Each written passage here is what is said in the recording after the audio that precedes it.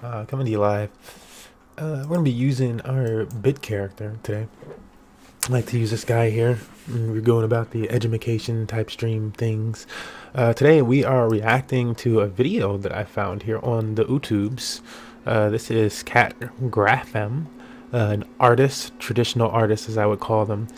Um, and yeah, they have an opinion here on NFTs in the wider crypto industry. Just this just came across me today, and I was like, oh, let's see, what this person has to say, and if any of this stuff is like actually more factual, or are they just uneducated? So I decided to react to this with my own video title, which is that you're being lied to about NFTs, quite honestly.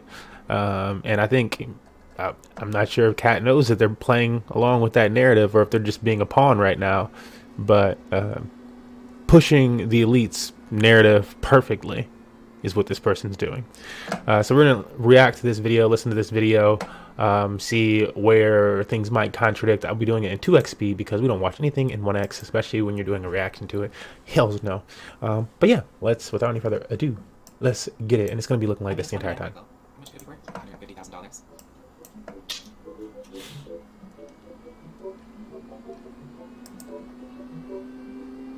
In 2019, artist Maurizio Catalan touched a banana with duct tape to the wall at Art Basel Miami, one of the largest annual art fairs. Within the first couple hours of the art fair opening, he sold the first banana for $125,000 and sold 2 more editions quickly after for $150,000 each. This broke out of the art world and became mainstream news. People were appalled by the idea that somebody would spend 3 to 4 times the annual American income on a piece of fruit and a couple inches of duct tape. However, with the purchase of this regular old banana and piece of duct tape on the wall, came a certificate of authenticity declaring that the owner had purchased an original copy of the artwork. The banana and the duct tape could be replaced because they were just a normal banana and duct tape. So the value didn't lie in the artwork. It lied within the certificate of authenticity. Now imagine that physical banana is a clip art. All right, so let's recall here.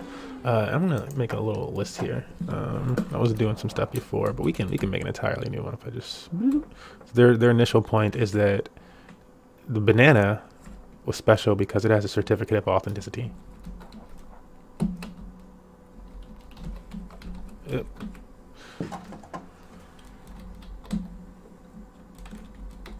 That's why they think the banana is special, and why they're going to try to compare NFTs to this banana because of a certificate of authenticity, and the fact that then the banana represents art. So let's keep going. But yay, the small-minded. Image of a banana. And in order to print that certificate of authenticity, you had to burn down the rainforests. And then somebody used that clip art image of a banana to buy cocaine. Well, that's NFTs. Howdy, friends and foes. My name is Kat. I'm an artist, teacher, and I was once on an episode of Zoom in the early 2000s. And you were watching Artists Beware, my video series. So he just said somebody burned down the rainforest to make this art.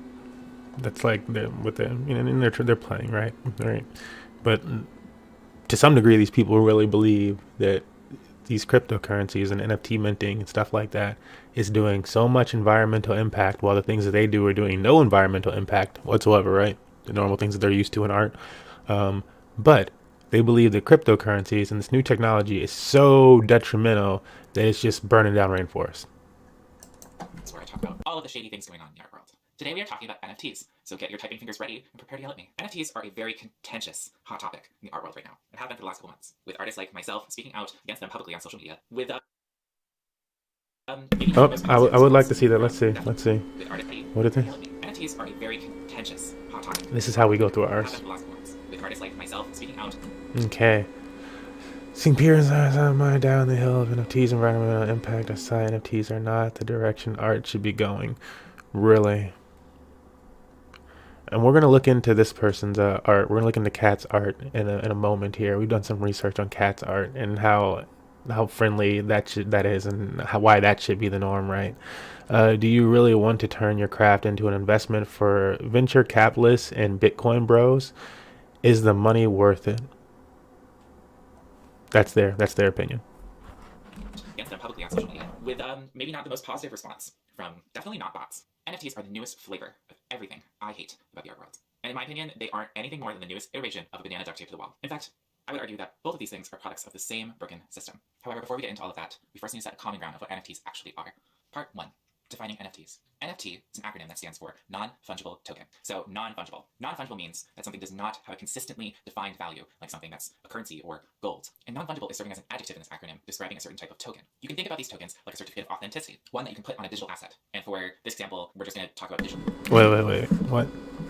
Stands for non-fungible token. So non-fungible. Non-fungible means that something does not have a consistently defined value, like something that's a currency or gold. And non-fungible is serving as an adjective in this acronym, describing a certain type of token. You can think about these tokens like a certificate of authenticity, one that you can put on a digital asset. And for this example...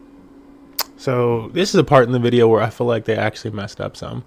Maybe they're just saying it in a way that I'm like, what? Like, perhaps you should, participate with NFTs a little bit to understand, because it sounds like they're associating an NFT with a specific cryptocurrency, and like if you don't have that currency, then you don't have the authenticity. Then you're not the author of this thing. But it's a wallet. The NFT is a bit of code, and it goes in the wallet. And if you don't have that NFT in your wallet, but I don't know, maybe that's too picky, maybe. But it sounds like, I don't know. I'm almost really questioning their understanding of cryptocurrency on this statement right here. Well, we're just going to talk about... Like, yes, each NFT can be on a different blockchain, but they can be cross blockchain and stuff like that. There's all sorts of different ways that you can use these. But again, somebody who's... We'll go through their background. Digital art. So that's going to be our digital asset, is a piece of digital art. When this digital art has this token, it declares that it is the original version of that token and therefore has monetary value. That digital art could be copied and shared and saved across the internet, but if it does not have that token declaring it the certified original, it does not contain that value. So for the purpose of artists, NFTs are a way of buying and selling digital art as if it were a physical original. A comparable analogy would be if somebody... Yes, if you do not have that NFT, that piece of code, that NFT token in your wallet, then you are not the owner of that NFT. If somebody, if there's a bunch and that should be very simple. So that's a concept that this artist is really struggling to understand. And once they get to a certain part in this video, because I did go like a few minutes in, and I had to come back. We bought a cheap print of the Mona Lisa and hung it on their wall. We would understand that even though it might now... So for the purpose of artists, NFTs are a way of buying and selling digital art as if it were a physical original. A comparable analogy would be if somebody went online and bought a cheap print of the Mona Lisa and hung it on their wall. We would understand that even though it might look exactly like the Mona Lisa hanging in the Louvre, it is not the original, it is just a copy, and does not have that provenance that the original painting does, and therefore does not have the same value that the original painting does. These tokens that give NFTs their value are minted or created on the blockchain through marketplace platforms where you can buy and sell NFTs, and that's one of the services that they provide. The reason why minting on the blockchain is important... Okay, so they're correct in this sense. But like, what I feel like they're missing is that, like, do you not understand that that token can be cross-chained? Do you not understand that there's metadata and whatnot that can be associated with that token? That token can represent game, like contracts, tickets. Like there's so much for that art. There's the potential to make it private entirely. But I'm not sure that this person understands that, because they stopped at, oh, wouldn't this be something? They stopped at the simplest thing, and like once they got somebody else that agreed with their answer, they took it. Important is because it is information that is shared through a network of computers. So it's not just owned by one singular person or one company. So it's publicly verifiable through a network of computers. This is obviously like a really generalized version of this, and it's a lot more complicated. But for the purposes of this video, that is how we are describing the blockchain and how NFTs interact with the blockchain. Yeah, it depends on the blockchain, because there's a lot of different blockchains. The side effects of minting NFTs on the blockchain, however, are sort of an environmental disaster and is one of the biggest arguments against NFTs becoming mainstream. So, let's get it. Where NFTs are exactly. You might be thinking to yourself, like I did, couldn't I just download a copy or view a copy of an NFT online, and outside of the purposes of making money from it, I would have the same exact experience as the owner of the NFT because it's all purely digital? And yeah, you would be right. In order to talk about... Is that true? Okay. So and this is one part that I definitely want to stop at. Okay. So this person at this point, they told us what they believe is that by copying NFT, if you see somebody's art, so let's just go to what they think they're doing. This is this person's website, right? Because they're an artist, right? So we push the shop button, go to their website, and what they think they can do with NFTs is that the same thing that what they're basically upset at is that people can go in here at any point in time, and I'm a digital artist, so I can go ahead and clean things up if I wanted to, and I can come in here and I can look at her thing, and I can go open that in a new tab. Woof! It's a nice large image of her art here, and I can go save art, and there's not going to be any watermarks or anything like that. And who's going to be able to say that this is not my art? I can do whatever the fuck I want with it. So she thinks that you can do that with NFTs, and like I can get the exact same value out of this art. Like, you know, I can, you know, like with the difference, which you, well, I guess what you want to portray is like, I'm going to ship you my art. My art will be a physical piece if it's a physical one. And so let's say it is one of these physical pieces. How do these physical pieces pair up with cryptocurrency and Bitcoin? So I did a little looking into this. This is acrylic gouache, so it's using acrylic paints on traditional paper, some type of thick paper. You know, I looked at some of these other ones, so I imagine she's using like similar stocks and whatnot. But either way, you're using paper or canvas, and so you're cutting something down. So that's not helping the environment. So you do have that impact, and then you do have the impact of the travel and transportation that it costs to do that. The fact that these people don't normally care about the land when they're doing those things. So that's on you, and you're helping propel that whole industry. You might not want to admit it, but we started up with looking here, and it tells you that this uses acrylic paint. And how do you make these acrylics? Bulk polymerization is how acrylics and acrylic paint is used. I didn't look into the whole methamphetate, whatever that specific portion, but we did go down the rabbit hole a little bit farther and figure out, you know, what did it cost to make these acrylics and acrylic paints. And so here goes. Polymer processing is an energy intensive industry. So the paints that this artist is using while they're talking about NFTs, bad for the environment, whatnot. The paints that this artist is using are actually bad for the environment. Here we have an industry that's been using it, and just the process of making the paint alone, like the acrylics, is just bad for the environment. It just uses up a whole bunch of energy unless you're going to offset that somehow. Or we're talking about energy issues and stuff like that. Maybe stop painting. I don't know. Or what? Measures to avoid production-based conversions. So this is another issue that the industry has. Measures to avoid production-based conversion losses. So just transferring the energy, it costs so costly with this energy situation, which is why it's done in bulk, I guess, that there are measures being put in place because it's just not profitable. Total conversion and transportation losses in energy. So transportation and the losses in energy. This is what they're, okay. Losses in energy all have social, national, economic, and business relevance. So this is all to make that acrylic paint that you love so much. And this was not the only article that I found like this on this one, but they all kind of read the same, where everybody's pretty much agreeing that the paints that you use are detrimental to the environment. But whatever. So what else do we have to check out about this artist? They're selling those because that's worth $200 apparently.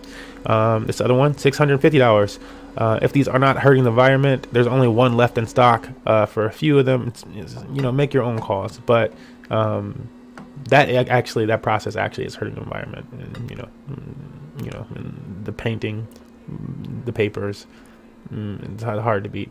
Meanwhile, I did want to, before we go on to the next portion of their thing, fact check a little bit about Bitcoin. So here's a Routers article. Routers. You can find some other ones. This is all over the place too. So people are like, Bitcoin takes up a lot of energy, powered computers around the globe. So this is kind of the point that person was trying to make, where they're like, a lot of computers manage the Bitcoin network. And I imagine they think Bitcoin and Ethereum work the same way because they got their information from this one article that is a person that didn't seem like they had all their information. So if we look at the information of this post here, this person tells us, thank you to Kim Parker for your extremely illuminating data on NFT sales. So Kim Parker is apparently the one who's got all the answers on NFT sales. Before NFT sales crashed in April. So to Kim, NFT likes are like maybe over, and like you shouldn't be paying attention to them. I got curious. There are a few sites, the market data, blah, blah, blah, blah. So they got curious. They want to do this up. But an average can be skewed. Basically, what I read through from this person, and there's a little bit of research that I did here, but when I read through this person's things, is they're trying to debunk something. And that's fine. You should poke holes through things. And that's how you prove if something is strong or not. But when they get their information, and kind of to this other artist point where they're like, oh, they started this video off and they're like, oh, should it be going to the Bitcoin bros and whatever? This person right here, like, and this artist are both talking about NFTs, and they're immediately, without putting it in the title though, they're talking about why money, like a money situation, their idea around the NFTs, like, and a lot of times, so yes, artists want to get paid and stuff like that, but we see tons of other artists online that are like, oh no, I'm in the art for the art. Oh, it shouldn't be about making $800 from a sale of something like that. And it's like, I mean, it depends on the work that you put in. And again, this person's selling a piece of art right here. I can go ahead and copy and paste this thing and save this right now if I want to. Save this right now. They're selling this for $650. Marked down from $700. Woot woot. Send me an email for it, because emails have no environmental impact either, right? They do. They do. And in fact, your yearly worth of emails, even if it's just is about as if you drove 200 miles in a car. But you're using emails along with your acrylic paints, which are high energy, and your canvas, which is cutting down trees, and you're talking about other industries. I don't, before we get very far, it's just not looking that great. Going down this. So some Bitcoin proponents note that existing financial system with its millions of employees and computers and air-conditioned offices use large amounts of energy too. So I say that all the time. Yes, that's actually really true. Consider what those people are like putting in the environment when they actually do drive to work in the day. They actually drive to work. Something takes them to work. Then they turn on a bunch of electricity at one place, and so it's sucking up so much in one place that it's damaging a grid, and they might still have things on at their apartment or whatever that they left on. And so that's a lot. That's a lot, people. And there's certain things that just have to go into maintaining that apartment building that you're in, instead of you just being in one space. That's a lot.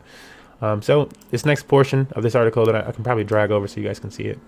It says Coal Connection, the world's biggest cryptocurrency, which has once a fringe asset class, and they're just talking about Bitcoin.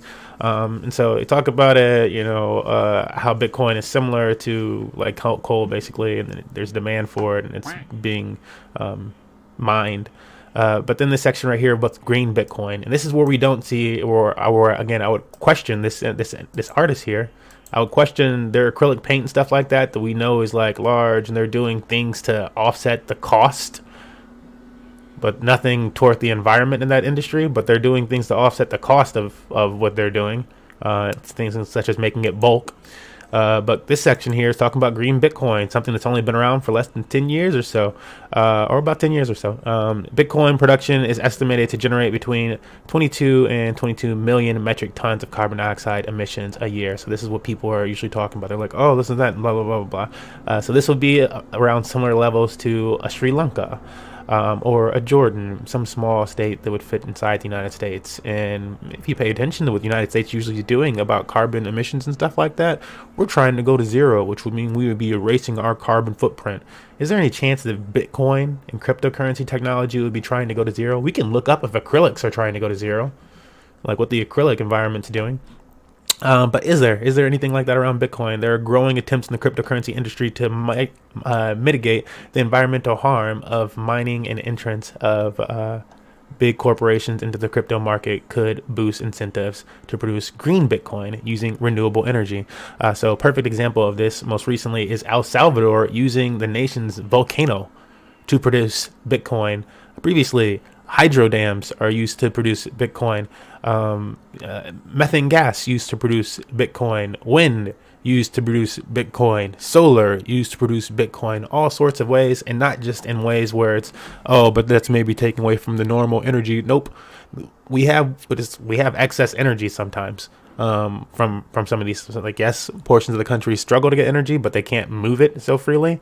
But then other portions have access energy to things, and what we're able to do, instead of just letting it go to waste, sometimes it's just not used, I guess, or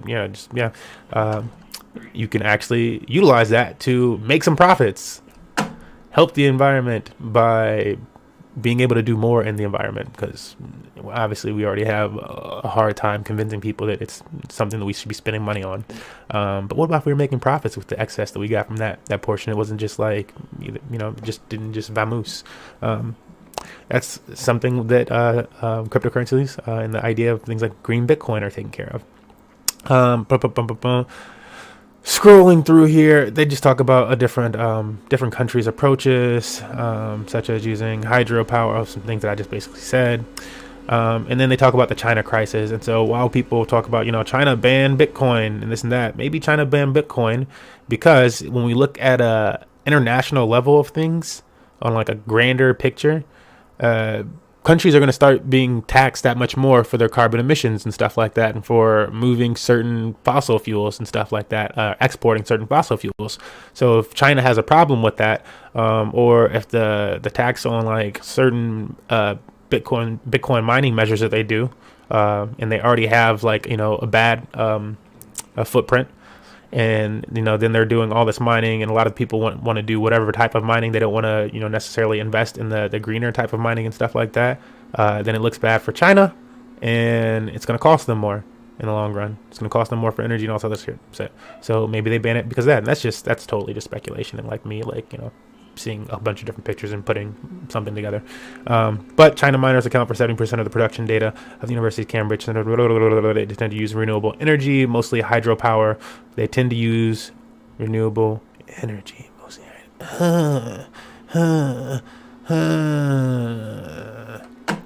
But fossil fuels, primarily coal, for the rest of the year. So they also use the renewable energy. And as we saw recently, a lot of these Chinese firms and mining facilities, as it was being broken down in China, started to move their renewable energy stuff like that to the United States, and specifically to states like Texas. I digress. Let's go. We wanted to, before we really move on, I'm sure we'll find some more fun points.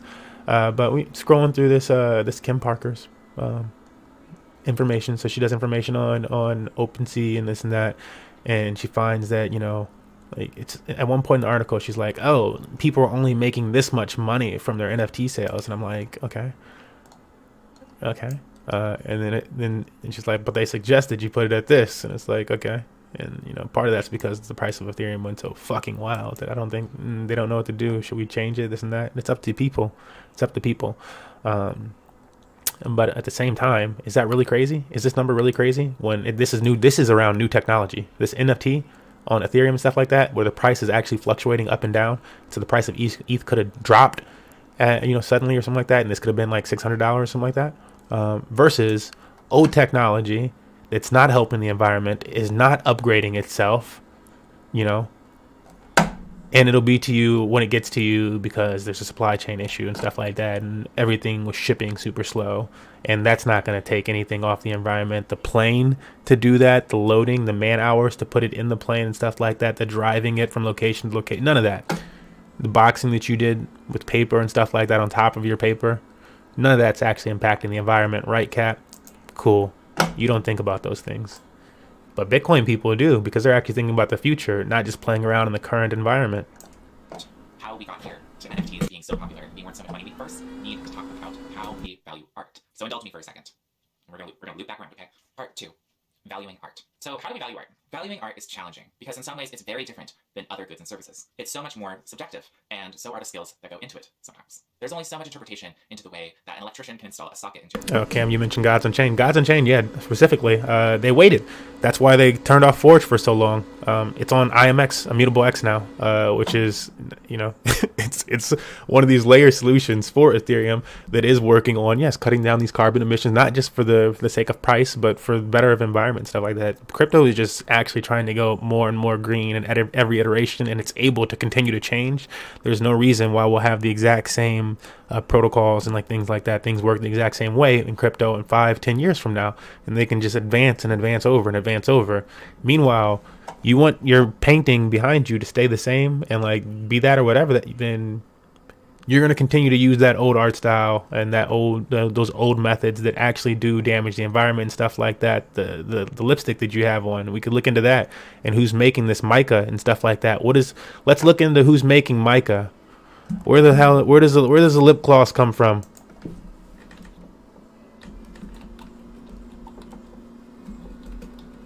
And this is not to make everybody feel bad, but like this is just like seriously.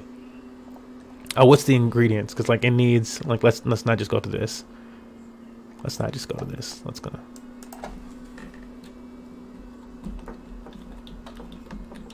just gonna type in something that'll probably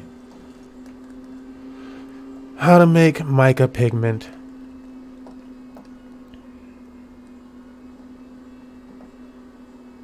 So they need mica. How do we get mica?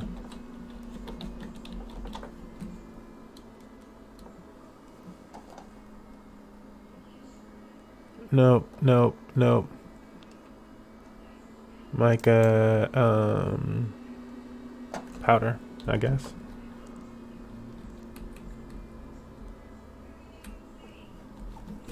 Do you mine it? This is taking longer than I wanted. This is why we're doing this section as we're doing it live.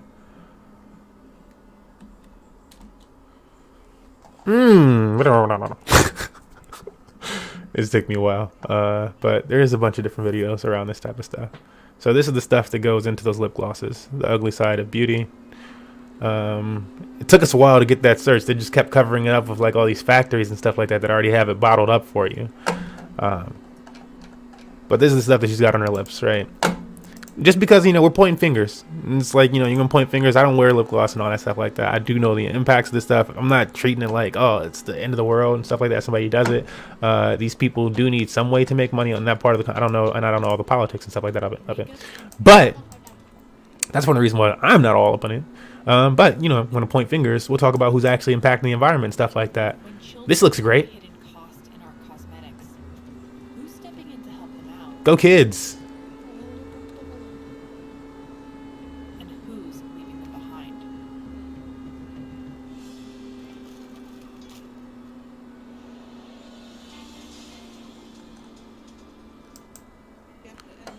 You know what? I'm not even gonna go through the whole thing. Do some of your own research. And continue to live in that world which you're portraying to us. You have an Overwatch T-shirt on as well, so I'm sure that's great to be repping Overwatch with these. Dude, this is just getting bad. The more research,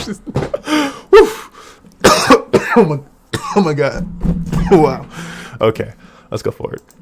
They've either done the job correctly or they haven't. Art isn't quite like that, and even in other creative fields like a sock, and so are the skills that go into it. Sometimes there's only so much interpretation. Need to talk about how we value art. So indulge me for a second. We're gonna loop back around, okay? Part 2, valuing art. So how do we value art? Valuing art is challenging because in some ways it's very different than other goods and services. It's so much more subjective, and so are the skills that go into it sometimes. There's only so much interpretation into the way that an electrician can install a socket into your wall. They've either done the job correctly or they haven't. Art isn't quite like that. And even in other creative fields like architecture or fashion design, there's still a function to the form that they are creating. But in 2021, art doesn't necessarily have to comply to any sort of function or particularly a form. It could just be a regular old banana duct taped to the wall. So how do we value it? Well, I think for the average person, including myself, one of the ways that we value art is through its personal enrichment. There's also cultural... I would argue that this banana tape to the wall shit is people getting away with too much shit and stuff like that. Sure, if you want to call it that, but it's also people getting away with stuff, being able to write certain shit off, I'm sure. And this is the world that they live in. This is the world Cat lives in, and what they're okay with. Versus... again, that token that you're talking about, that NFT, which can then get you access to the newest Patriots game, whether that's the digital version online or if you want to go in person. Now you have this suite available to you. You need this NFT to unlock that door.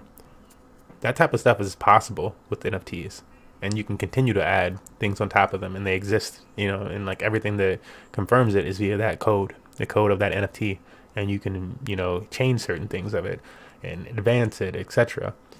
You can't do that with your art paintings and stuff like that, and the things that they've done here. You just can't. It's just old technology. They're different, and that doesn't mean that traditional art doesn't have its place, but what this person right now is kind of complaining about is like, I saw a flying plane yesterday. And it's like, but you're in 2021. So congratulations, you saw a flying plane. Like, but they're talking about it like they're in 1920, where it's like, I saw a flying plane. Did you see it? Like, okay. And societal value that art can have if it has made an impact on the way that we experience or think about or remember culture. But the other way that we value art is monetarily. In the most simplest terms, the monetary value of art is what somebody is willing to pay for it. It's not necessarily made from how much it cost to make the art, or how long it took to make the art, or the skill required to make the art. But on its face, I don't think that's necessarily a bad thing. If monetary value is in tandem with personal and cultural value, it makes it easier for artists to support themselves and continue to create the art that we are enriched from. When the average person is looking to own a piece of art, they wage the monetary value versus the personal enrichment they will get from owning the artwork. The problem is when we build a system around only the monetary value of art and we ignore everything else about it, which is unfortunate. So, exactly. So we're looking at things like Bored Ape Yacht Clubs and stuff like that, things to get you access to a community or whatever. Does having her art give you access to any community? Does it say anything about that on any of these art pieces created in October? This and that, closer is that? No, it talks about herself. Emotional intimacy, queer love. Talks about herself. I wonder if there's like a tribe of people that like, like use her art as anything. If there's any use cases for her art. If you can play with her art in any video games or anything like that, if you can display her art in any other mediums, I wonder if that's controlled by any type of measure, any type of protocol, contract, any type of way to do that. I wonder how easy it would be to sell one of her pieces of art. What type of marketplaces I need to go to? Are there any available, easy places for me to go where I know, wow, this is a place that I can go and I can sell this if I wanted to? I don't know. For whatever reason, I have to part ways with this one. It's getting too deep. It's getting too much. I need to part ways with this piece of art. I'm going to make it a nicer situation. I know exactly where I can go. Do you? Or did you just pay 220, what, 650 for whatever piece of art because this, yeah, okay, sure. How a lot of the high art market functions. This is how you get banana being duct taped to the wall costing $150,000. And when you sell this thing, so let's say you bought this for $25. The point was not to flip it really, but then you just end up selling it someday, right? You go to sell it one day. How much do you think you're gonna get back for this thing? Let's say you do get back $25 for sell this thing for $25 on the spot. You got one of her artworks for $25, not one of these $200 or $650 ones. You got one of these $20 and you sell it for $200. Whatever. But how many years has it been? Has it been 1 year? If it's been 1 year in the United States, that means it's probably worth about $12 right now. Look at that. We actually got a reduction in one of theirs from $25 to $12. If it's more than that, like how bad is it? How bad is it? Over 100 years, we've seen a 2,000% decrease in purchasing power. So like that would make this like pennies, which is what I consider it worth. Because I'm like, to me, nah, this ain't worth it. This ain't worth it. You're not doing anything that's actually helping anybody but yourself. You're using old hat technology. You're resistant of change and the future. No. No. Is anyone getting $150,000 of personal enrichment from a banana? No. And I think that is why it angered so many people, right? Because we couldn't comprehend spending that much money and getting that much value out of a piece of artwork that is simply just a banana. I think the way that the high art market is operating translates to the way that NFTs are set up. I think that owning an NFT inherently only has monetary value, and it has no personal or societal or cultural enrichment because you have the same exact. So after this, we're gonna play some Gods Unchained or some Thetan Arena, but like that has no, right? Those are NFTs that have use case, or Axie Infinity. There's tons of NFTs that have use cases, but if you're only gonna hate on it and you're gonna wear an Overwatch, sweat shirt and then talk about you're for the queer community, you are so backwards. You're special. Exact experience, whether or not you own the NFT. This sounds really harsh and possibly unfair, but if you think about it, why else would people be spending millions of dollars on owning NFTs? And in order to explain that, I need to talk about the art world and its serious infection. Part 3, the infection. So this might come as a shock to all of you, But we live in a society. And that's not to say that I don't like Overwatch. I like the game. I'm not gonna promote the brand and stuff like that and be like, yeah, and like, no, not while they're no. Come on, bro, really? That's the time. Okay, but this person, they're fine with that.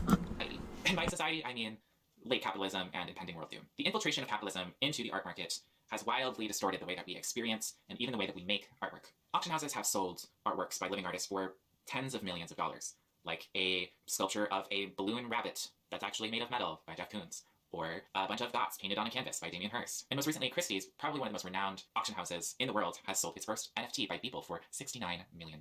Do these artworks, both physical and NFTs, have tens of millions of dollars of value? No. It is a stupid rabbit made from metal. Expensive art purchases at the upper echelon of the art world are not being treated.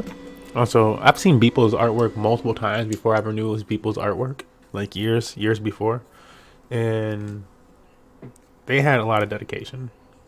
They have amazing artwork. The fact that they put it all together into it is what it is, and somebody bought it pretty much as an advertisement for this new technology. It's what I think, honestly. But to be able to say that something else in traditional art doesn't or whatever, and but them have their own opinions of what they want to list their art for, like, no, if somebody paid that much money for your art, what are you gonna say? No. Someone's like, this is how much I'm actually gonna offer for your art in that auction, and you're going to tell them no. Please. Like, please, get over yourself. Get over yourself. You know how many artists have the audacity to put up one of their paintings for $700? While you're talking about that. Like, just get out of here. As an ownership of artwork that has value as an owner, or even society, but rather an investment into a market akin to stocks. These collectors are filthy rich, and they are making investments on assets they hope will receive a financial return, or will at least hold their value over time. They will. This is a very simple way of looking at if it's in Ethereum in any degree, it's going to be better than United States dollars or most countries.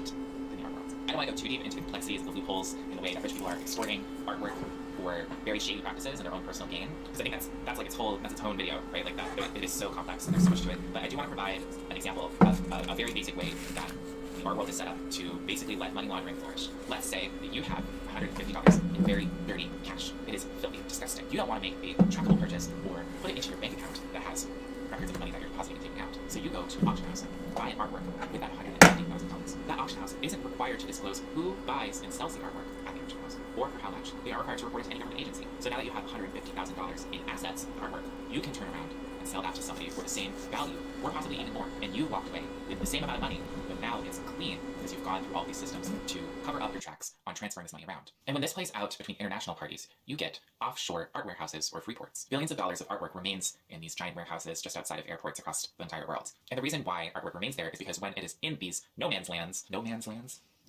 when it's there, the buyer and sellers aren't required to pay taxes on those transactions that they would if it was part of any particular country like the United States. It remains in crates behind locked doors in these warehouses, possibly to never be seen again by the public. So much for personal and cultural value. The art market is notoriously unregulated, but interestingly, in December of 2020, Congress passed new legislation that would crack down on the money laundering in the physical art world. The Anti-Money Laundering Act of 2020 will go into effect at the end of 2021. And the goal of this act is to create much more transparency in the sales of artworks, especially at auction houses. Here's a quote. Anyone participating in the art market will likely see a renewed commitment to thorough due diligence and documentation as a matter of business practice. Many art dealers and collectors have long operated using informal business practices, deals done through a handshake and a one-page bare-bones invoice, or arrangements made verbally through layers of go-betweens. But where the market is likely to see an uptick in law enforcement actions and investigations, the industry overall likely will need to respond to enhanced scrutiny with increased professionalism and accountability. I mean, this is great, right? Like, there should be more regulation in the art world. But what if there was a new way to buy and sell artwork using a decentralized currency that is... Well, if you really wanted to come after somebody, you would go after the wallet to move that and track it, because you can do that. You'd go, we think this is Pablo, whoever the heck, but you know, their case right here is kind of like a case against the United States dollar, which is even more liquid, and you can just hand people fucking money. Like, it's not really the best case, but this is something. Yes, since it's art. And since you can do it in the traditional art world, guess what? You can do it in this art world. Relatively untraceable. And more importantly, this new art market is completely unregulated and most likely won't be regulated in the next year. And you don't even have to go through the hassle of storing that pesky Hell yeah. in offshore art warehouses, because it's all purely digital. Wouldn't it be really convenient for that market to take off and gain notoriety and popularity at the same time that these regulations are taking effect on the physical art world. I don't want to go full conspiracy theory and say NFTs are a result of the crackdowns in money laundering in the art world, because that's not entirely true. NFTs existed before these regulations were ever proposed. But I just think it's... So is that not the traditional art world's fault? I think that's the traditional art world's fault. But what NFTs do provide is like, yeah, if you do that and you move it to, you move that NFT to an account, people can track that account and they can track the entire process of like where it went and this and that, and they'll be waiting for, if you send it to some type of protocol or something like that, they can be waiting for it to come out the end to some what other account on the network received such large amount of funds. Like, yeah, it's a lot better. So while they're trying to make a negative case for this, it's just like if you're actually trying to do something about money laundering, this is a better case for it. Like if you actually know what you're doing, but hating on it is not going to help you figure it out. Like it's not going to help you build a case and actually educate people on the topic. You actually need to, and if you're going to hate on it, then like don't just, wherever that article that we were reading a second ago, the person, they're like, oh, well, people trying to make money in NFTs. Oh, so why the promise of riches? This is the next portion I was going to get to in their article.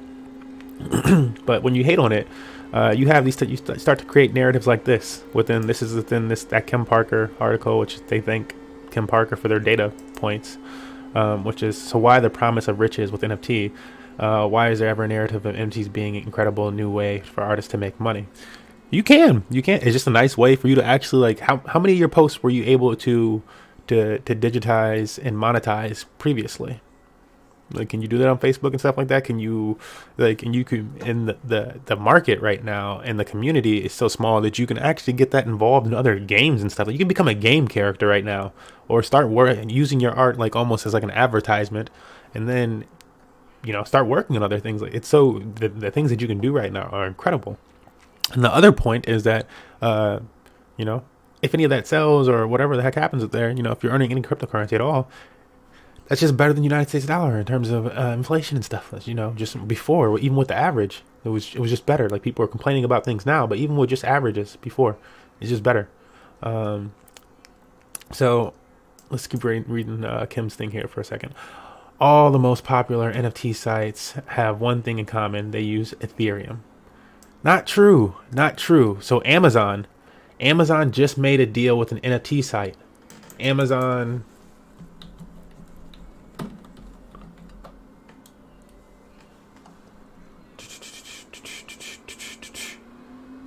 I can't even find it right now. Amazon just made a deal with an NFT site. Sony made a deal with an NFT blockchain. Guess what those blockchains are?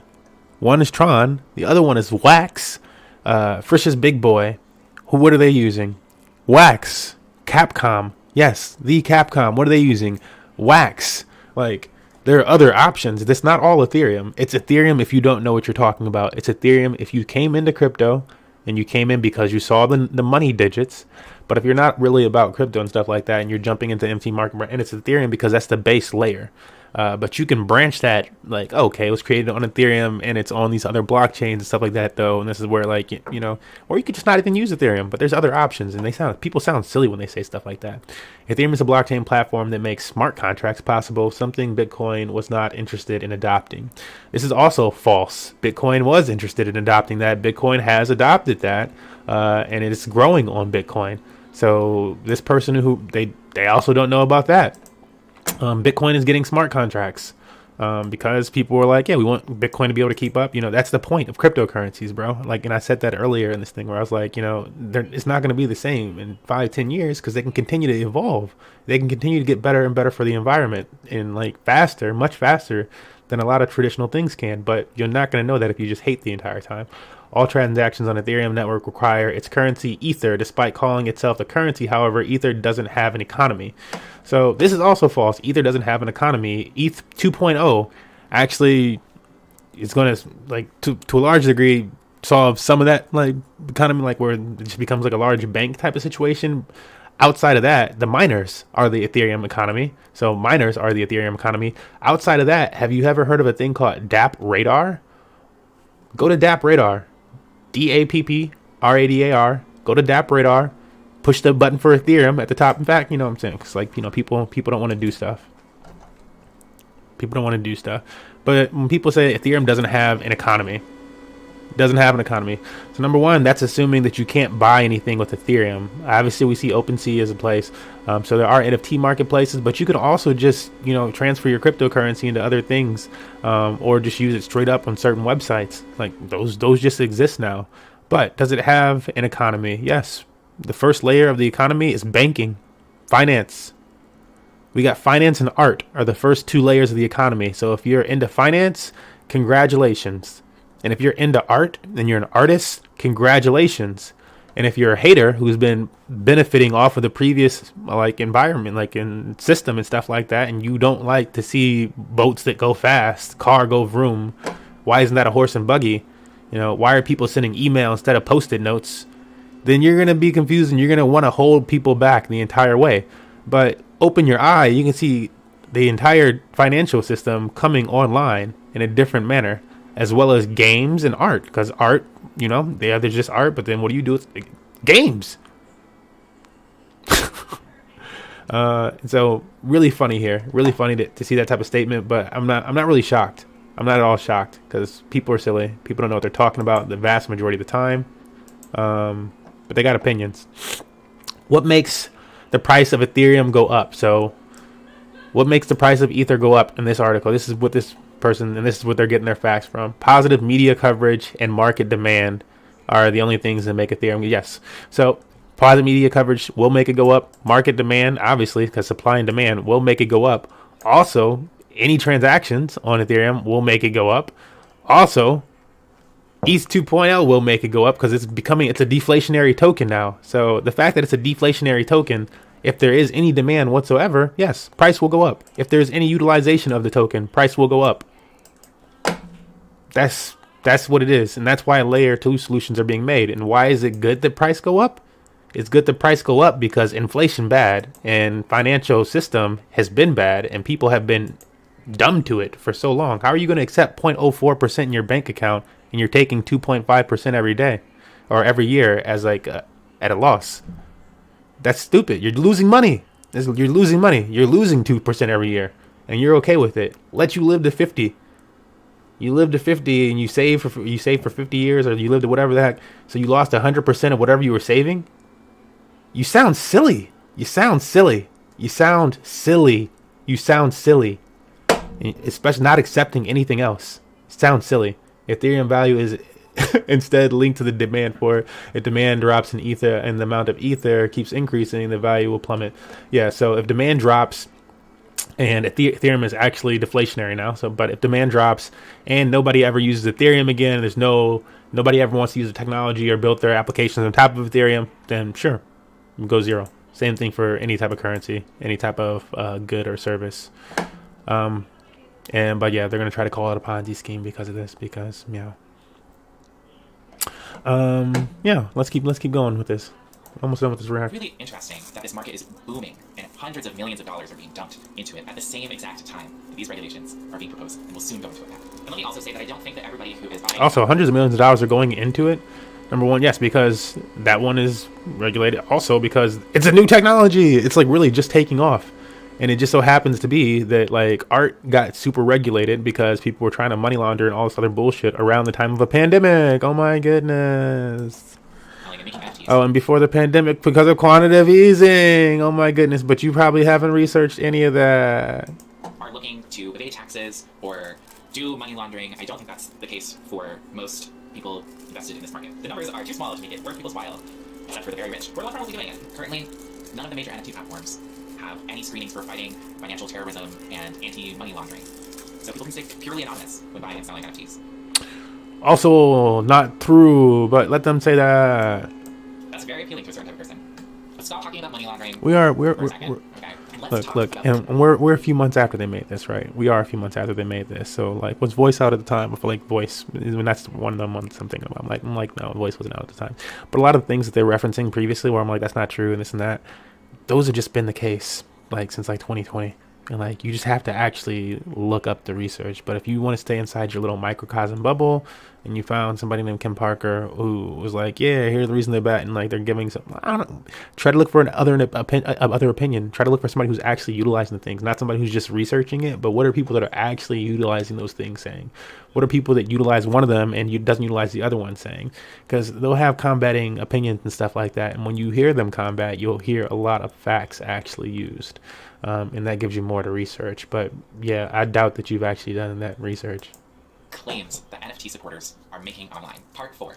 The claims. One of the most prominent claims that I see all over the internet, and I've gotten in my replies and seen in articles, is that NFTs are radically changing the art world. This is obviously a very subjective claim, right? And it's too early to be able to tell exactly how NFTs are going to change the art world in the long run. Whether or not this is a fad that's going to go away and it's just sort of live on the screen, or if this does have staying power. It's just too early to tell. But the way that I thought about it is that NFTs aren't really a new medium or a new way of making art or a new subject matter or style. It's simply just a new way to buy and sell digital art. So when you remove the idea of making money, it hasn't advanced the way that we really make art in any way. And if NFTs are radically changing the art world, I can't seem to find a really great reason that it's changing it for the better. I mean, just a couple weeks ago, somebody attempted to sell an NFT copy of an original drawing by the late John Michael Basquiat, and was going to allow whoever purchased the NFT the ability to destroy the original drawing if they would like to. The estate of John Michael Basquiat had to step in order to stop the sale. The estate of John Michael Basquiat owns the copyright in the artwork reference, said the estate representative David Stark. No license or rights were conveyed to the seller, and the NFT has subsequently been removed from sale. I don't even think I need to explain all of the ways that this is messed up, but like, Jesus Christ, it is, wow, there's just so many layers to it. Wait, what was the issue here? Like, because it sounds like somebody bought, so if somebody buys a painting and then they have the right to destroy it, and so these other people came in and said no, because we don't want you to be able to destroy it. But that's like, you're right if you own something. So and let's talk about the claims that NFT supporters are making online. Part 4. The claims. One of the most prominent claims that I see all over the internet, and I've gotten in my replies, I've seen in articles, is that NFTs are radically changing the art world. This is we got past that. Whether or not this is a new way to buy and sell are radically changing the art world. I can't copy an original. It's like yes, number one fact, yes, a new way to buy and sell, and yes, they are radically changing the art world. You just they don't understand the implications and like all that you can do. The fact that it can be a high school diploma with all sorts of other crazy ass shit attached to it, which also is the only thing that'll let you into this and that and blah blah blah, or opens your car, and it's all from a piece of art, or different art. Yeah, it is different. It's different. It's a different way of displaying art. And it's a different way of buying and selling art. You just kind of have to accept it for what it is. Like, I mean, person sounds like they understand something and they just like, but that can't be. And it's like, no, you gotta be more open-minded. You're not very open-minded. Drawing by the late John Michael Basquiat, and was going to allow whoever purchased the NFT the ability to destroy the original drawing by the late John Michael Basquiat. And so somebody attempted to sell an NFT copy of an original drawing by the late John Michael Basquiat, and was going to allow whoever purchased the NFT the ability to destroy the original drawing if they would like to. So that's somebody's right if they own something. Like, if you bought something to destroy it, that's like that's your right. And like, yeah, if these people stepped in and they paid more or something like that, they like bought out the auction, then sure. But like, otherwise, that don't sound wrong to people that you could like, sure, like if the Mona Lisa was for sale, like, why is it for sale? Why is it out in the public? Why isn't it, why isn't it in a museum or something like that if you care so much? Like, why didn't you purchase it already? The estate of John Michael Basquiat had to step in order to stop the sale. The estate of John Michael Basquiat owns the copyright in the artwork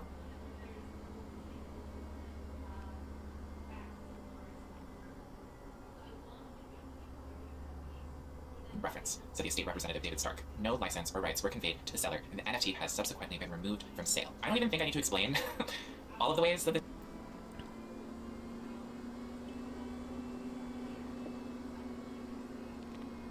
I'm like, I feel like in this situation, all I see this is like, you actually own a piece of art.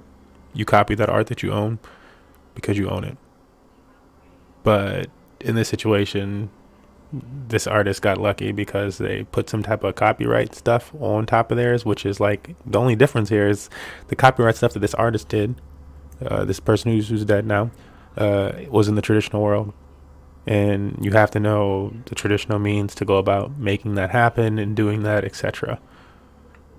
Because, and like, thank goodness, because if we're being subjective, I don't really think that's all that impressive if we're being subjective and shit. I think that looks like a moldy piece of paper. But tis what tis, right? If we're being subjective. So yeah, for if you know the traditional means of going about that and making it so that you have the rights and nobody else can copy, you can't copy it after you own it and this, and I imagine that happens decently. But the same thing happens with NFTs, and so it's like, yeah, if you have that NFT and you're in a social space and you don't have that in your wallet, it's very gonna become, especially as they become more and more mainstream, like more and more used, become very easy to strike that picture down from your profile. It's gonna become pretty easy to do that, drawing by the late John Michael Basquiat, and was going to allow to make you not able to sell that. People know that you're selling somebody else, false, or track that. Like, yeah, it's because the exact same things are gonna happen, just not through people. And what happens when it's not through people? There's less bias. Nobody's gonna tell you no just because you came in with dirty clothes that day or something. purchase the NFT the ability to destroy the original drawing if they would like to. The estate of John Michael Basquiat had to step in order to stop the sale. The estate of John Michael Basquiat. And like this situation specifically is like, if you copied something so it's in lesser, like you could have just took a picture of it, or it could have said like, yo, this is the deed to this NFT or to this picture. But like if you actually handed them the physical item and the NFT, then like I wouldn't to just make a point. The fact these people tried to stop me or whatever the fuck, I'm like, all right, I'm gonna sell it. Look, I'm gonna do exactly what I just said. I'm gonna write something on paper and be like, this is to that thing. I'm the person who they just stopped. Like, but fuck them.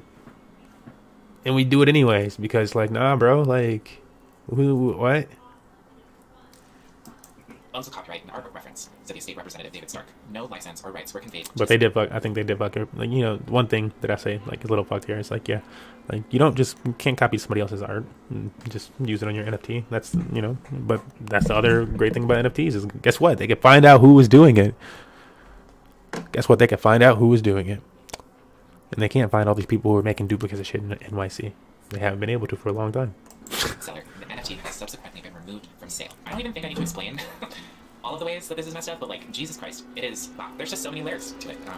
How scummy. Anyway, next claim, NFTs give artists the opportunity to support themselves. Yes, some people are making money and are supporting themselves from NFTs. That is true. There is multiple people.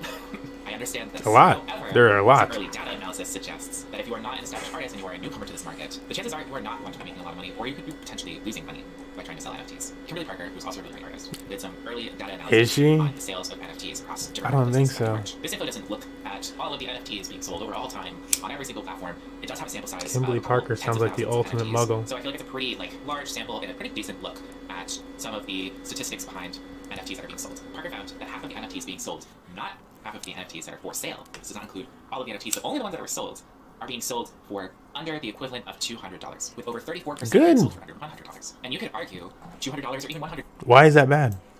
Is a lot of money to a struggling artist, and some money is better than no money at all that they maybe wouldn't have made if they didn't make NFTs. But the problem is that when NFTs are sold, why you gotta be struggling? Chances are you are really not making that much money, or you could be possibly losing money. The reason why is because there are so many fees that go into actually putting an NFT up for auction.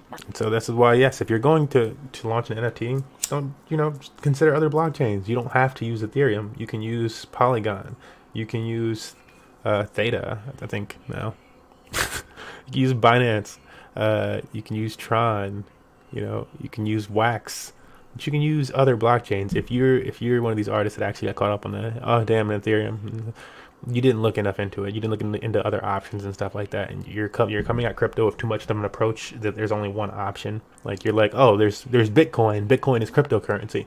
Oh, there's Ethereum too. There's Bitcoin and Ethereum. You're thinking too small. You need to actually do the research and look at more of the picture. Like if you consistently keep having those moments, and that's what it sounds like here. Like they're having the moments of like, oh wait, there's this too, and it's like you could have just pulled your head back and seen more. Marketplace platforms have what are called gas fees, which are essentially the fee that you front the bill of in order to Wax. Wax doesn't necessarily have a gas fee though. Wax uses RAM, and so you can actually get free transactions off on Wax. If you want to do more transactions in a day, then you want to deposit some Wax. But there's no gas fee. to pay for the energy costs to mint the NFT on that platform, right? Because it uses a lot of energy, and the platform doesn't want to eat that cost, so they make the person minting the NFT pay for it. This fee is partially dictated by traffic on the platform at any given time, so the more demand that there is to mint something on the blockchain, the more expensive that gas fee is going to be. These gas fees can get really expensive, and there are additional fees, like there are claim fees, there are fees that the marketplace can take. Proud of them for like learning some of this. The cost to then exchange that cryptocurrency in your wallet to a usable currency like USD. If you sell an NFT for $100, with all fees considered, you would lose between 75 and 154% of your profit, which is on average 100.5%, meaning you would lose 50 cents. And if you sell an NFT for $200, on average, you will lose 50 cents. So didn't they like list a whole bunch of these other, like this is like the almost Fox News part about it, and I don't think they know that they did this. With over 34%. Next claim, NFTs give part. I was just gonna do the part where like they showed that there was like other blockchains, or they said currencies actually. So they probably think that those are all still on Ethereum because Wax is also on Ethereum. So if you see those, the fact that all these tokens also exist on Ethereum might actually confuse a muggle, and they might not do any other research. That the marketplace can take. There are listing fees. That also doesn't include the cost to then exchange that cryptocurrency in your wallet to a usable currency like USD. If you sell an NFT for $100, with all fees considered, you would lose between 75 and 154% of your profit. So the fact that they're trying to present that as a fact is mind-boggling to me. I'm like,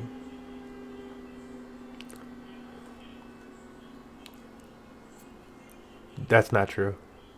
This is if you're an idiot. You really don't know what you're doing with NFTs, and you probably should not be selling NFTs. You need to wait longer then, or do more research. You haven't done all your research.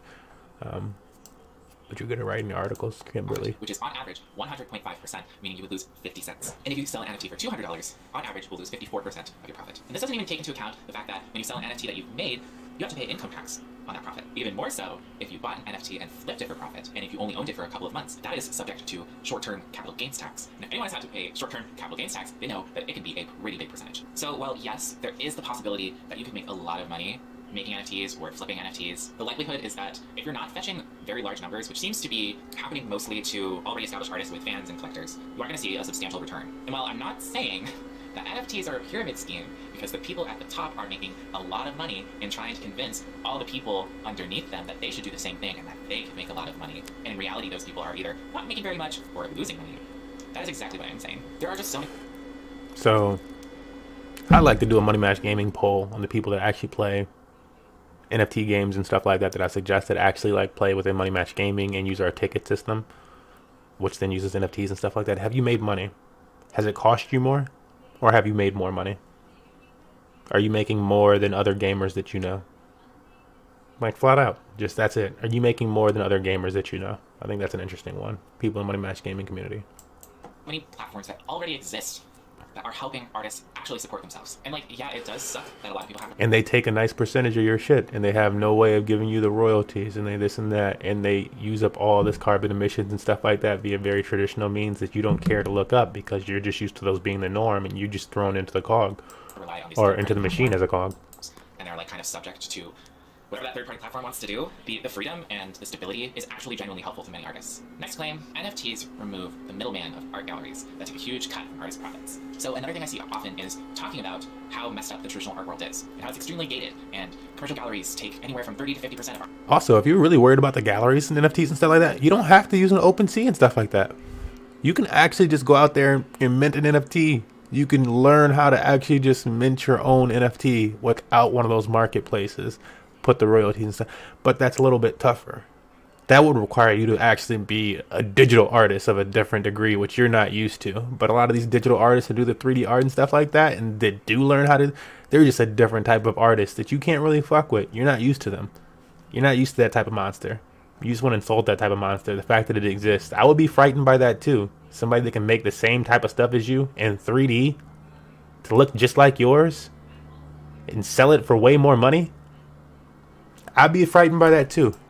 Artist profits are just running away with all of this money from artists, and NFTs are the solution. I've already got over my disdain for the traditional art world, but the reality is that most artists are not selling artwork through traditional galleries anymore. Many illustrators, or even painters, ceramicists, or craftspeople are making money through private sales, through their social media, selling merch, or they're going to conventions or makers fairs and tabling there to sell whatever they've made. Or we have Patreons for people that enjoy our artwork and want to support us. Even I don't make most of my money from selling artwork in galleries. And I'm not supporting the way that commercial art galleries all operate because I think there are a lot of problems with many, many commercial galleries that I plan on going into in a future video. My disdain for NFTs is not a support for the traditional art world. They want to make it clear. And another thing people don't consider is that a lot of these curated NFT platforms actually do take a cut, and it's not as big as commercial galleries, but it can be 15% is an amount that I've seen across a couple different platforms. And then there's all of these other kind of hidden fees that go along with it. So at least with commercial galleries, you know how much they're taking, and it doesn't matter how much the artwork is. No, with the NFT platforms, they tell you how much they're taking. You sound so stupid. At least with commercial galleries, you know how much they're taking. Like, same with NFT ones. And they actually tell you what it goes back into. With the commercial gallery, you don't know what it's going back into. With these NFT platforms, if you actually want to read, they'll tell you what it goes back into. It probably goes back into just keeping the damn server up for the website, for the market itself. Like, guess what keeps us, like, these are the type of things. They just go back into themselves and they become, autonomous. But no, that gallery that you're talking about is actually a capitalist and made to survive as long as they profit on you, not as long as you want to use it. It's being sold for, it's the same percentage at every price point. Whereas with NFTs, like if you're selling it at a lower price point, which most people are, you could have so much more of that profit being taken out than you would if you sold it through a commercial gallery. So who is making these claims? I think it's important to look at not only the claims themselves, but who is making them, right? And why they might be making them. Yeah. One of the very vocal supporters. Why would this person, NFTs, exactly, why would this person be making these claims against NFTs? My guess is that because they're not a digital artist. You could be helping the environment more if you switch your art over to digital and you learned how to do like these type of paintings in digital format or something like that. Like, because it's 2021. Like the things that you're using are actually detrimental to the environment and people's lives and like the type of jobs that are forced upon them.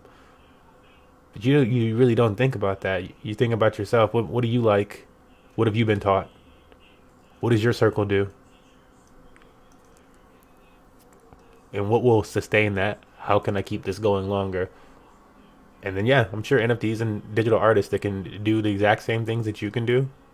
They could probably do it in acrylic and stuff like that too, but maybe understand the cost of doing those things. Are the Winklevoss twins. They love to talk about how awesome and how great NFTs are and how much great work it's doing for so many artists. They also love to get extremely owned on Twitter. I personally love the interactions that I've had with Cameron Winklevoss on Twitter. Let me pull it up because it's just too funny and I need to share it. I need to share this very beautiful interaction I had. Cameron Winklevoss tweeted on March 21st, NFTs liberate art. Traditional artists can find time and space. You have to be in the right city, go to a museum, be invited to someone's house, etc. Anyone, anywhere with an internet connection can view NFTs and take them in. This is a huge breakthrough. I replied and said, damn, if only there was a way to view art digitally. And then he replied, You're dumb. If it was really that simple and compelling to view traditional art online, then why exactly do we have museums? He thought he really got me, but I simply just reminded him, museums existed before the internet, Cameron. The rewards of being a teacher extend far beyond the classroom. So why do Winklevosses love NFTs? Well, they own an NFT platform, of course. And remember how I said this thing is definitely not a pyramid scheme? I swear, anybody that has said positive things about NFTs She doesn't, either is like what she doesn't understand is that Cameron's talking more toward the metaverse and the fact that everything's like connected and you can all go there. And so, but like, I'm sure at some point, just like most crypto people, you're like, do I want to keep playing with this person? Not really. Because I don't want to have to explain everything to you instead of like you taking some of my insight that I'm like not forcing upon you or anything like that. But you get negative about it every time I mention it or something. Like maybe you should just pay attention to that. You should stop hating on it. Like, who are the people that are making these new come ups and stuff like that? Are they actually the people that you previously did not like? No, they're like your peers and shit. They're oftentimes all these artist peers. And they're like, oh, a large portion of my friends group is seeing success. I was previously the one seeing success. I've chosen not to like them and to unfollow some of them, unfortunately. But we're still friends. I just don't want to support you in that manner so that the algorithm balances out toward me. Weirdly obsessed with them and trying to hawk them off onto people. Or they own NFT platforms, or they're making NFTs and trying to sell them to their fans, or like they have some amount of monetary stake in it. They have skin in the game. I mean, look at Mark Cuban, Jack Dorsey, Grimes, Jeffree Star. All of these people are coming out with NFTs or are selling them or are trying to have some sort of investment. What's the point of her art on her wall? What's the point? What's the point? What is the point of this place? What's the point of all your acrylic paints that you buy? What is the point of all the brushes that you buy? Is that having skin in the game? What are you saying? They don't care about the average artist. They're millionaires and billionaires. They don't care about you. They care about lining their pocket. That's how they got there. I would argue that too. I feel like Mark Cuban is actually a good guy. I feel like he actually does care about people whenever he can help situations. You can't help everybody, but You're cynical. Part 5. The environment. You've probably been waiting for me to talk about the environmental impacts of NFTs this whole time, because that is one of the major criticisms against it, like I said at the top of the video. So most NFT platforms use a cryptocurrency called Ethereum to mint or create the NFT on the blockchain. Most NFT platforms. Okay.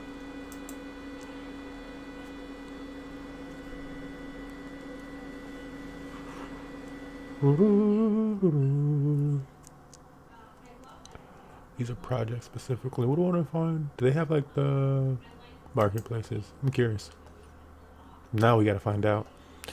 ETH, Solana, ETH, Flow, Solana, Wax, ETH, a bunch of places, and ETH, Solana, Polygon, ETH, Tezos, Binance Smart Chain, Tezos, Binance Smart Chain, Binance Smart Chain, Binance Smart Chain, Polygon, Flow, Binance Smart Chain, ETH. How many times did ETH have a solo place? One. This is ETH and Ronin. It's being phased out of the ETH side already, actually. So we'll say OpenSea. And OpenSea is actually Polygon and ETH. And so if you don't know anything, you're going to do what she just said and use the Ethereum side. And all the numbers that she was based off of. And it was on Polygon at that time that they did this article too. But it was really new at that time. And so they just didn't do the research. But Polygon and ETH. Save that money. ETH and Ron. I mean, this kind of costs some money to get into it anyways. ETH has one spot here with CryptoPunks, which is made to be an Ethereum, like first, whatever the heck type of thing, Foundation, Decentraland, and Super Rare.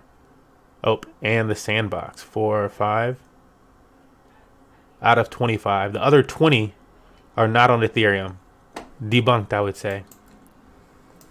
They're using NFT impacts of NFTs this whole time, because that is one of the major criticisms against it, like I said at the top of the video. So most NFT platforms use a cryptocurrency called Ethereum to mint or create the NFT on the blockchain. They're using Ethereum's blockchain. As we just saw, of these platforms, of the top ones, 20 had options other than Ethereum. Only 5 had like Ethereum and whatever the fuck. That's not an option. Like, so that's false. That's some muggle shit. That's some. This person is profiting more off of the traditional system, and they're afraid to let go. This is done by mining, which is essentially having computers complete complex puzzles in order Whoa, to what? Ethereum's blockchain. This is done by mining currency called Ethereum to mint or create the NFT on the blockchain. They're using Ethereum's blockchain. This is done by mining, which is essentially having computers complete mining handles transactions, so sure. Like when the transaction's made. Complex puzzles in order to encrypt these transactions. The process of mining requires an insane amount of energy from these computers. Massive mining warehouses all over the world, the size of airplane hangars, are just filled with these computers mining cryptocurrency 24/7 because there's a lot of money to be made, and most of the energy being used to mine these cryptocurrencies is coming from fossil fuels. It is estimated that the guess how many people are working that? Oh, it's all done by computers. You're saving up an entire banking sector. Wow, it's almost like it'd be more efficient if you had that type of situation and like 4 people working it rather than millions and millions of people driving to work, eating out, this and that, going to meeting, running the fucking toilets, turning on the lights, sending transactions, sending emails, because they all have to do that, and they all have to get a few emails a day, and they're getting it from work, and so they have their self, like, because none of that's impactful. It's almost like it'd be better if there was a few of those warehouses in some other locations, and if we were using renewable energy to do so. It's almost like that would be better technology. Collective energy used to mine Ethereum every year is equivalent to the amount of energy used by the entire country of Ireland. In Bitcoin, the most popular, that's equivalent to the amount of energy that Argentina uses every year. But here's the thing, NFTs would still... Without including... well, maybe Argentina, like if you're going to choose different countries. But without including the amount of that's renewable energy. So what percentage of that is renewable energy, though? So it'd be like, yes, Argentina size, and if Argentina were to do this much of it in renewable energy. Because they're talking about the energy. Be bad. Even if they weren't to mine these cryptocurrencies is coming from fossil fuels. It is estimated that the collective energy used to mine Ethereum every year is equivalent to the amount of energy used by the entire country of Ireland. The amount of energy used. In Bitcoin, the most popular, that's equivalent to the amount of energy that Argentina uses. The amount of energy used, not the energies used to do it. The amount of energy used. There can be excess energy. Sometimes we have excess energy, and so Sure, if a country has excess energy compared to other countries, or if you're using renewable energy and you have more, then is that an issue? But that's what this claim is right here, and that's what people keep saying. That's this media. This is almost like the transitory thing that the Federal Reserve was using for a while. Like, it's transitory. It's not transitory. It's like, okay, you're gonna switch your source at some point. every year. But here's the thing, NFTs would still be bad even if they weren't destroying the environment for all of the reasons that I spent most of this video going over. Framing the discussion of why NFTs are bad solely around the environmental impacts is a shifting goalpost and doesn't get to the root of at least why I think that they're terrible. They're another reason why they're terrible. But like, if they solved it tomorrow that, you know, NFTs were green, I would still not be in support of it. Manufacturing digital scarcity on the internet or means of making rich people even richer and using the art world as sort of like a playground for investors is just... It's for connecting the world, gaming, socialization, finance, documentation, traditional art, or more modernized traditional art, I guess. Yeah, you're gonna miss the boat though, and it's probably best that you do. gross to me, and not the direction that I think art should be moving in. And I don't think it's beneficial to art as like a grand concept and artists individually. Because when you value art purely on how much money it can make you, you end up with a banana being ducked to the wall. And I hope our future contains much less bananas. Thank you for watching, and thank you to my awesome patrons for supporting me in all of my creative endeavors, including this new series. If you would like to become a patron, please head over to my Patreon where you can support me and, I don't know, buy me a dozen bananas. And thank you for all the love in the last video. I really wasn't expecting that many people to be interested in STEM art schools, and I'm really glad that some people found that information and the research that I did very useful. That was definitely part of my goal. Look, people are always gonna like things for their scarcity. You sound silly saying that. It's like the exact same reason why you only have so many copies of each of these things on your website. Why isn't it just unlimited? And like, until out of stock, you're just gonna keep filling them back up. At some point, I'd imagine you take them down. Why hasn't this been restocked?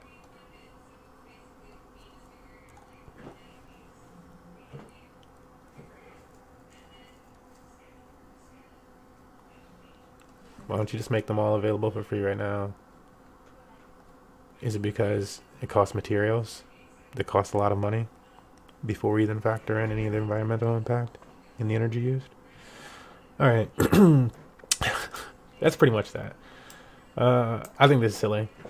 I do think it's silly. I thought there would be more from this person. I guess there's 30 seconds left. And I think part of the goal of this video is definitely to save some people from potentially losing money and maybe, I don't know, spreading the word of why NFTs are not really great for anybody except rich people. Please let me know what you think about NFTs in the comments down below, and let me know what you think. All right, so their idea is that NFTs are not really great for anybody but rich people, but the truth about that is that the rich people in I'm like, somebody who's wealthy in their group, I don't know, bro, but you could be doing better. You could actually, this is like actually your opportunity with art, like as an artist, to have more people see your art. You know, utilize your art, learn to do your art in a new way. Maybe learn to do your art in 3D or in AR, or I mean, like VR or something like that. You know, learn something new. But you'd rather be conservative, quite honestly, in art, in technology, and like, you know, people aren't conservative in everything, but you're definitely conservative in art and technology. And we'll see where that plays out. Traditionally, it doesn't play out too well for the person who's conservative. Oh, dude, it did not save my Vim linking. I was supposed to stream this to Vim TV today. Oh, bother. Anyways, it's going long enough. Thanks for, wow, it's like an hour. It's like an hour. It took me like an hour of like that type of react. But I think it was fun. It was fun. I want to cut this up, maybe, if I even use it. Otherwise, it'll just exist as a point in time where hopefully, I mean, some artists see this at some point, like, wow, okay, you know, I'll do some more research around that. Maybe this person's right. 'Cause my opinion is that artists are being lied to. That certain elites in media, the same people that maybe want you to completely miss out on cryptocurrencies while they invest in cryptocurrencies, you know, are telling you not to invest in things like, you know, NFTs and the metaverse and stuff like that. Well, they might also have those, and they're like, oh, but I don't want everybody doing it because we don't really want it to be like catch on like a thing, and people are just, but at the same time they're profiting off of it. Yeah. I, people should really look out for that type of stuff. I think that's the bigger what's probably happening. I think this is a great time for if you were any type of artist. It can be, you know, just 2D. Like, it's really for digital artists though. Like, if you only do paintings and stuff like that, then maybe learn to let people scan that or put that in, you know, 3D scan it, you know. But like, you could, there's ways that you that's kind of what I'm saying, that there's ways that you can also utilize that, but you have to get more creative. You have to be willing to use new technology and not be so adverse to change. But we'll see. I'm gonna end this video. Wonder what this could be about.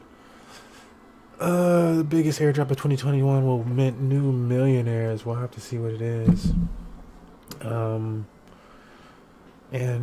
yeah, see you guys in the next one. Gonna switch this over and play some games. Deuce, deuce, deuce, deuce, deuce, deuce, deuce. Oh, and no hate, Cat. I find your situation to be unfortunate, like where I feel like you're not educated about something and would probably have a different opinion if you were more educated on the topic, and the different, because I feel like when people have that type of opinion, just my personal opinion, but I feel like that type of opinion comes from people that are more so like, you're like, oh wow, trucks put out a lot of pollution, and it's like, you know, so I don't like automobiles, and like, okay, well, there's a Tesla now, you know, or I don't like transportation. Like, yeah, well, you could take a bike, you could rollerblade, you can do more than just walk. And you're like, I like walking everywhere. But some people really were like that. Some people's grandparents and shit like that were really like that. They'd be like, nah, I don't like those vehicles. Like, you know, I just like to walk everywhere. And it's like, dude, like, everything's not evil or whatever, but that's what this reminds me of. There's a lot of these type of people right now that need convincing, or not convincing, but I don't know, just more education, because it doesn't have to be for everybody. That's the other thing. I don't think this stuff has to be for everybody. I think it's beneficial to a lot of people, and a lot of people can then partner with other people. But yeah, those are my opinions. See you guys in the next one. Smurf out.